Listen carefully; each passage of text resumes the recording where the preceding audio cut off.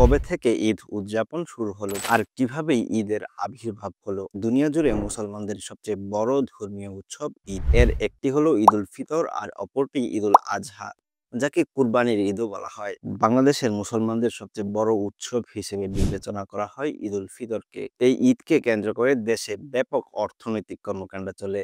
সারা বছর যত পণ্য ও সেবা বেচাকেনা হয় এর বড় একটি অংশই এই ঈদে হয়। ঈদ ইসলামের সবচেয়ে বড় ধর্মীয় উৎসব, তবে এই ধর্মের আবির্ভাবের সঙ্গে সঙ্গে ঈদের প্রচলন শুরু হয়নি। ঈদুল আজহা কখন এবং কিভাবে শুরু হয় তা ইতিহাস থেকে জানা যায়, কিন্তু ঈদুল ফিতর কখন কিভাবে প্রচলিত হয় সে সম্পর্কে তথ্য কমই জানা যায়। চলুন এবার জেনে নিই কখন ঈদ চালু হয়। ইসলামের ইতিহাস বিষয়ক গবেষক ও বিশ্লেষকদের সঙ্গে কথা বলে জানা যায় 623 খ্রিস্টাব্দে প্রথম ঈদ উদযাপন করা হয়। ঢাকা বিশ্ববিদ্যালয়ের ইসলামের ইতিহাস ও সংস্কৃতি বিভাগের অধ্যাপক মোহাম্মদ আতাউর রহমান মিয়াজি জানান, হিজরি দ্বিতীয় সনে ঈদের প্রবর্তন হয়। মহানবী হযরত মুহাম্মদ সাল্লাল্লাহু আলাইহি সাল্লাম 622 খ্রিস্টাব্দে মক্কা থেকে মদিনায় হিজরত করেন। সেই সময়কে ভিত্তি করে হিজরি সাল গণনা করা হয়। আনুষ্ঠানিকভাবে অবশ্য হিজরি সাল গণনা শুরু হয় আরো 17 বছর পর থেকে। তিনি বলেন, হিজরি প্রথম বছরের অষ্টম মাস অর্থাৎ রোজা বাধ্যতামূলক করার আয়াত নাজিল হয়। পরে নবম মাস অর্থাৎ রমজানে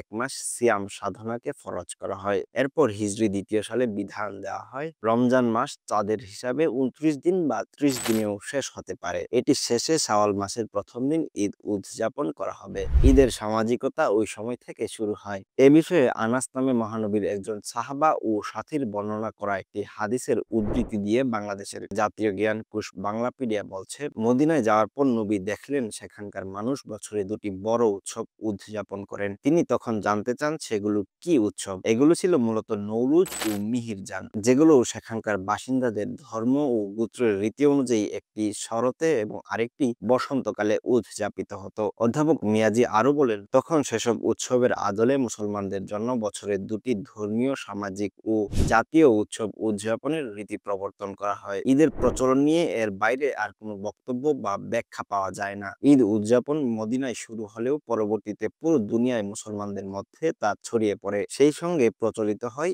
ঈদ উদযাপন। কালক্রমে অঞ্চল ভেদে এই উৎসবে ভিন্ন ভিন্ন আনুষ্ঠানিকতার যুগ হয়।